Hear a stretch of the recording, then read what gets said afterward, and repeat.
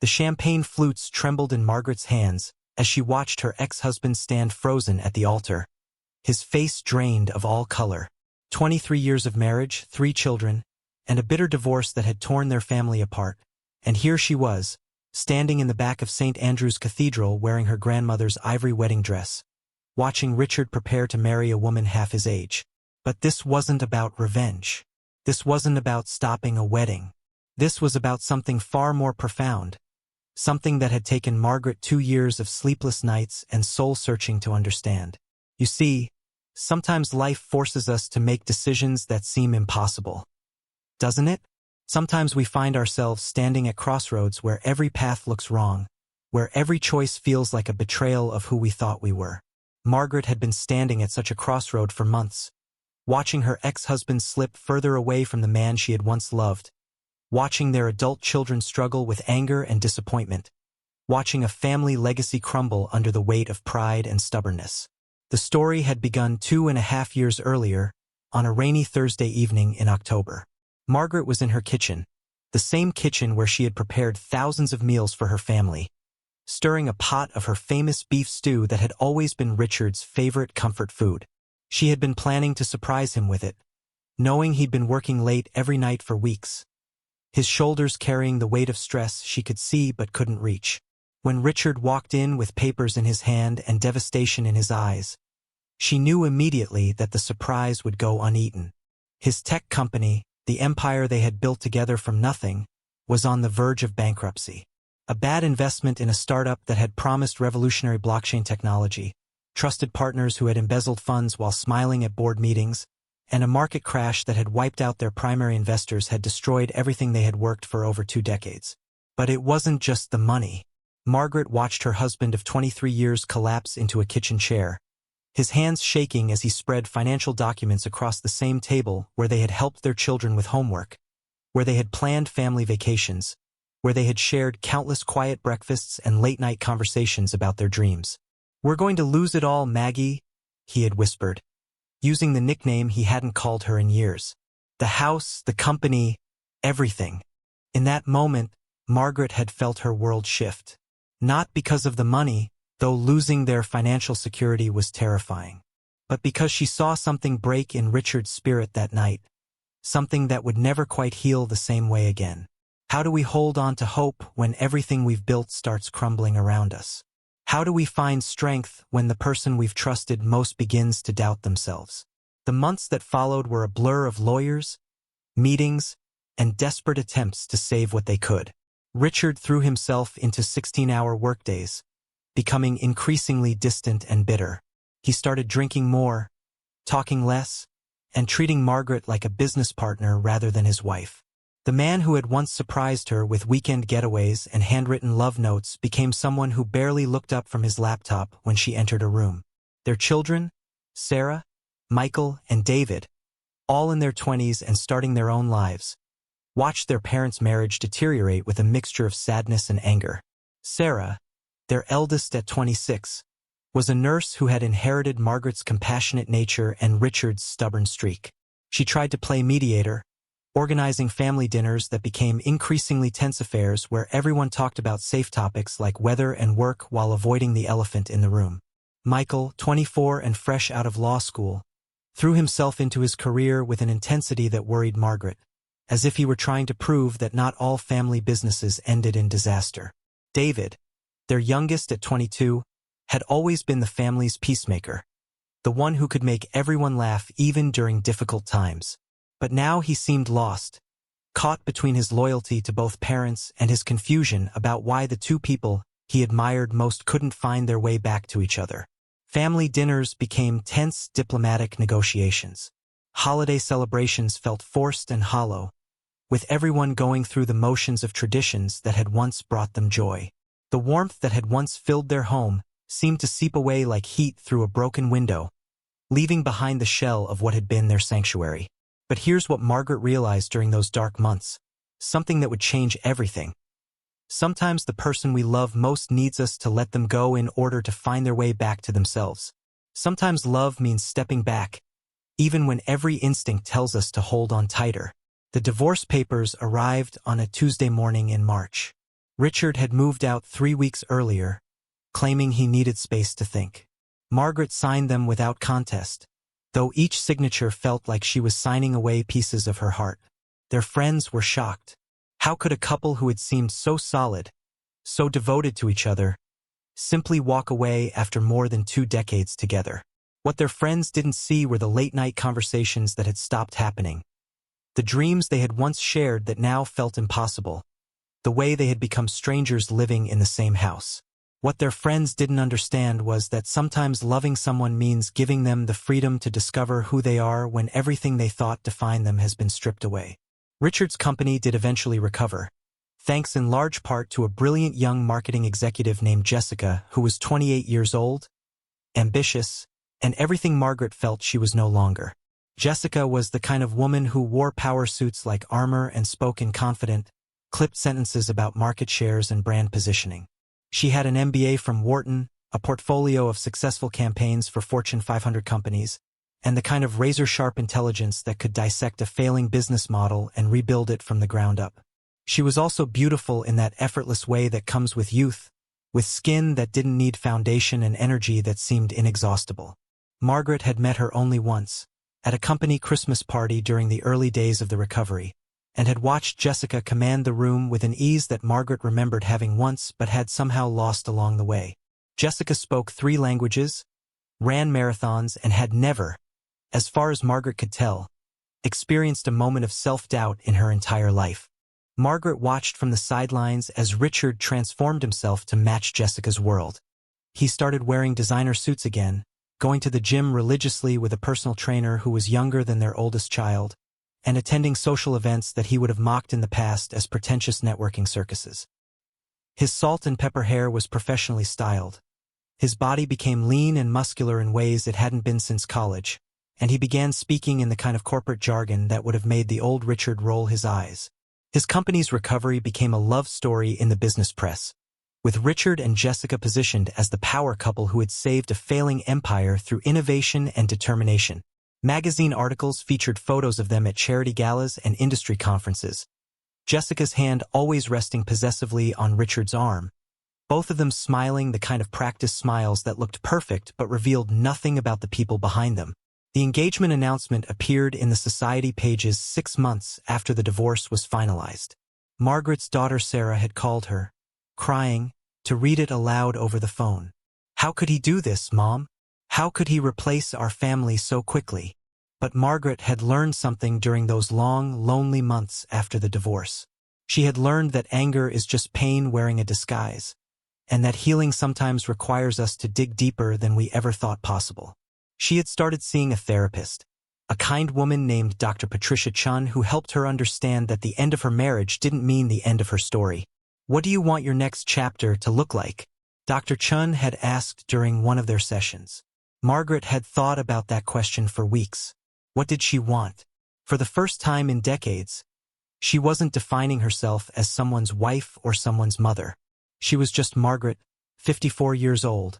With silver hair she had stopped coloring and laugh lines she had earned through 23 years of marriage and 3 childbirths and countless moments of joy and sorrow. The answer, when it came to her, was surprising. She wanted her family back. Not her marriage, because she had finally accepted that Richard needed to be free to become whoever he was meant to be next. But she wanted her children to have a father they could respect and admire again. She wanted holiday gatherings that didn't feel like diplomatic negotiations. She wanted the grandchildren she hoped to have someday to know both their grandparents as sources of love and stability. And she realized that Richard was lost. Success had returned to him, but not happiness. She could see it in the photos from his engagement party, in the way his smile never quite reached his eyes. She could hear it in the stilted conversations he had with their children, who were polite but distant with their father and openly hostile toward Jessica. How do we save someone who doesn't want to be saved? How do we offer help to someone who believes they have everything they need? The plan had come to her during a sleepless night in July. It was audacious, possibly humiliating, and definitely unconventional. But sometimes the most important acts of love require us to be willing to look foolish, don't they? Sometimes courage means being willing to fail spectacularly in service of something larger than our own pride. Margaret spent weeks preparing, and each day brought new waves of doubt and determination. She retrieved her grandmother's wedding dress from storage, a simple but elegant ivory gown that had somehow survived 70 years in nearly perfect condition. The dress had been worn by 3 generations of women in her family, each adding their own story to its legacy. Her grandmother Rose had worn it during the Great Depression, marrying her grandfather despite having only $5 between them. Her mother had worn it in 1965, adding a small train that she had sewn herself from leftover fabric. Margaret had worn it in 1989, feeling connected to the women who had come before her and hopeful about the future she and Richard would build together. Now, trying it on again in her empty bedroom, Margaret felt the weight of all those stories, all those hopes and dreams that had been woven into the fabric over the decades. The dress still fit, though her body had changed in the ways that bodies do after bearing children and living through decades of joy and sorrow. She looked at herself in the mirror and saw not the young bride she had once been, but a woman who had earned every line on her face and every silver thread in her hair. She practiced what she would say, standing in front of her bathroom mirror and speaking to her own reflection until the words felt natural, until she could say them without her voice breaking. She wrote letters she would never send, pouring out years of hurt and love and confusion onto pages that she burned in her fireplace afterward, watching the smoke carry away the words she needed to release. She prayed for strength she wasn't sure she possessed, strength to do something that went against every instinct of self-preservation she had. The night before the wedding, Margaret's daughter Sarah came to see her, finding her mother sitting in the living room surrounded by photo albums, looking through decades of family memories. "Mom, what are you really planning to do tomorrow?" Sarah asked, settling onto the couch beside her mother and picking up a photo of Richard teaching 5-year-old David how to throw a baseball. Margaret had looked at her eldest child, this beautiful, strong woman who had inherited the best of both her parents, and felt a surge of pride mixed with sadness. "I'm planning to give your father the greatest gift I can think of," she said softly. "His freedom." Sarah had cried then, not the angry tears she had shed when the divorce was finalized, but the deep, cleansing tears of someone who finally understood that sometimes love means letting go even when every fiber of your being wants to hold on. The morning of Richard's wedding, Margaret woke up with a clarity she hadn't felt in years. She wasn't going to stop the wedding. She wasn't going to make a scene or embarrass anyone. She was going to do something far more radical. She was going to publicly let go of the man she had loved most of her adult life, and in doing so, give him permission to be happy. Standing in the back of the cathedral now, watching Richard's face cycle through shock, confusion, and something that might have been relief, Margaret felt surprisingly calm.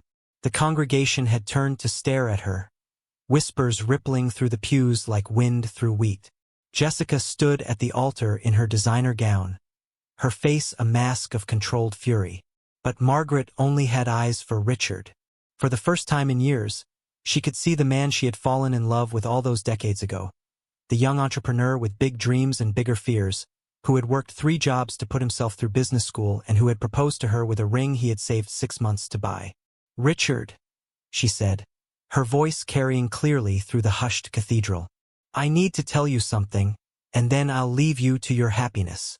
He stepped away from the altar, his legs moving as if they belonged to someone else. Jessica called his name sharply, but he kept walking until he was standing just a few feet away from Margaret. "Maggie," he whispered, and she could hear 23 years of shared history in that single word. "I came here to apologize," she said, loud enough for everyone to hear. "Not for our divorce because we both needed that freedom, but for not fighting harder to help you remember who you are underneath all the success and failure, underneath all the pressure you put on yourself to be perfect." The cathedral was so quiet that Margaret could hear her own heartbeat. She looked at Richard's face, seeing tears beginning to form in his eyes. "You are not your company, Richard. You are not your bank account or your business reputation or your ability to provide for everyone around you. You are a man who once drove 4 hours to bring me soup when I had the flu during our first year of marriage. You are a father who taught our children that kindness matters more than winning. You are someone who cries during sentimental commercials and who still leaves the hall light on because you remember that David was afraid of the dark. She paused, gathering her courage for what came next. I loved you for 23 years, and I will always love the man you were and the man you're still capable of being. But I can't love who you're trying to become, because I don't think you even know who that person is. Margaret reached into her purse and pulled out a small velvet box. Inside was the engagement ring Richard had given her 34 years earlier, the one she had continued to wear even after their divorce because she couldn't bear to put it away. This belongs to your past, she said, pressing the box into his hand. But your future belongs to you. Choose it wisely. Choose it as the man I know you really are, not as the man you think you should be. She looked past Richard to Jessica, who was standing frozen at the altar, her perfect composure finally beginning to crack. Jessica, you deserve someone who chooses you with his whole heart, not someone who's running away from his own pain. And Richard, you deserve to be with someone who loves all of you, including the parts you're ashamed of. Margaret turned to leave, but Richard caught her arm gently. Maggie, wait, what are you saying? She smiled at him, the first genuine smile she had given him in years. I'm saying that I release you from the promise you made to me 34 years ago. I'm saying that you're free to figure out who you want to be next. And I'm saying that your children and I will be here when you're ready to come home to yourself. As Margaret walked down the aisle toward the cathedral doors, she heard Richard call Jessica's name. She heard Jessica's heels clicking on the marble floor as the young woman ran past her toward the exit. She heard the buzz of confused conversation beginning to fill the space behind her. But she didn't turn around. This wasn't her story anymore. This was Richard's story, and he would have to write the next chapter himself. 3 months later, Margaret received a letter from Richard, handwritten on the cream-colored stationery he had always used for important correspondence. His handwriting, once confident and bold, seemed more careful now, as if he were choosing each word with deliberate intention. He had called off the wedding just moments after Margaret left the cathedral. He wrote, standing at the altar in front of 200 guests and simply saying, I can't do this. I'm sorry, but I can't marry someone when I don't even know who I am anymore. He had ended his relationship with Jessica, though she had made it clear that she considered his behavior both cowardly and cruel. He couldn't argue with her assessment, he admitted in the letter. Jessica deserved better than a man who was still figuring out how to be honest with himself. Richard had taken a leave of absence from his company, something that would have been unthinkable just a year earlier. He was seeing a therapist, Dr. Robert Martinez, a soft-spoken man who specialized in helping successful people understand the difference between achievement and fulfillment. He had started volunteering at a literacy program for adults, teaching people in their 50s and 60s how to read, and had discovered that helping others learn gave him a sense of purpose that no business deal had ever provided.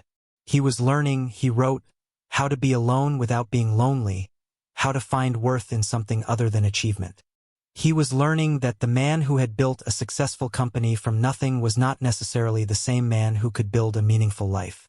Most importantly, he was learning to forgive himself for the ways he had failed as a husband and father during those dark months when fear had made him someone he didn't recognize. He asked if they could have coffee sometime, not as ex-spouses trying to reconcile, but as two people who had shared a life and wanted to learn how to be family in a new way. He wanted to know her as the woman she was becoming, not just as the wife she had been. Margaret had read that letter 3 times before responding, each reading revealing new layers of the man she was beginning to recognize again.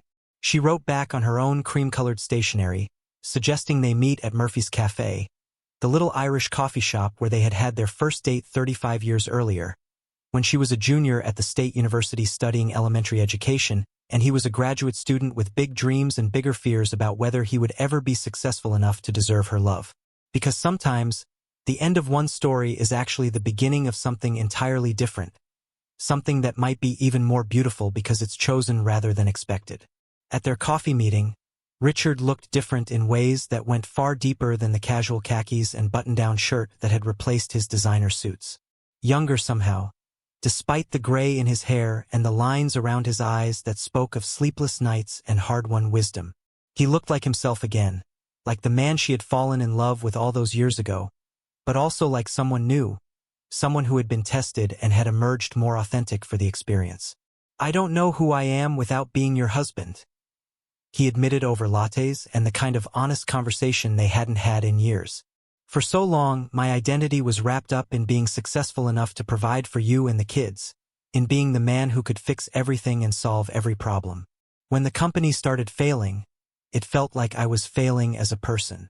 Margaret studied his face, seeing vulnerability there that reminded her of the young man who had been so nervous on their first date that he had spilled coffee on his shirt and spent the entire evening apologizing for it. Then maybe it's time to find out who you are when you're not trying to be perfect, Margaret replied gently. Maybe it's time to discover who Richard is when he's not performing for anyone, not even for himself. They talked for 3 hours that day, about their children and their regrets, about the dreams they had abandoned and the ones they might still have time to pursue.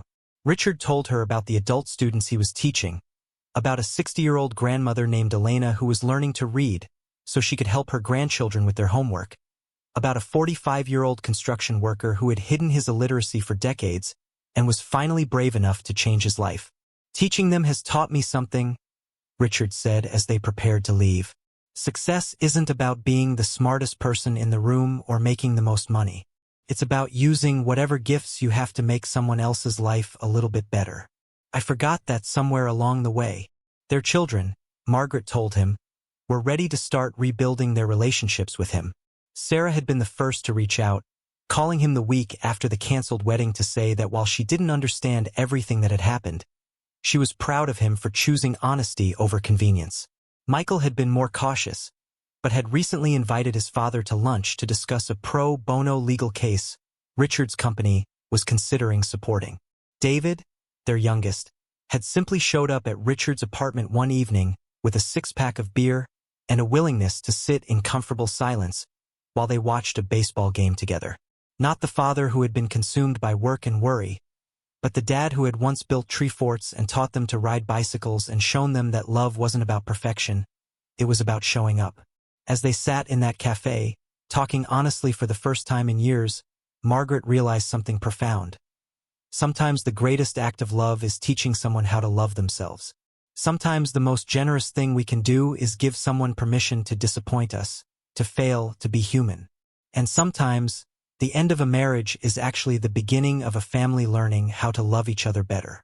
The question Margaret would ask you, if she were sitting across from you right now, is this: what are you holding on to that's preventing someone you love from becoming who they're meant to be? What promises or expectations are you clinging to that might actually be cages disguised as commitments? Because in the end, love isn't about possession. It's about liberation. It's about caring more about someone's authentic happiness than about your own need to be needed. And sometimes, the most courageous thing we can do is let go of the story we thought we were living and trust that a better story is waiting to be written. What story are you ready to release? What new chapter are you brave enough to begin?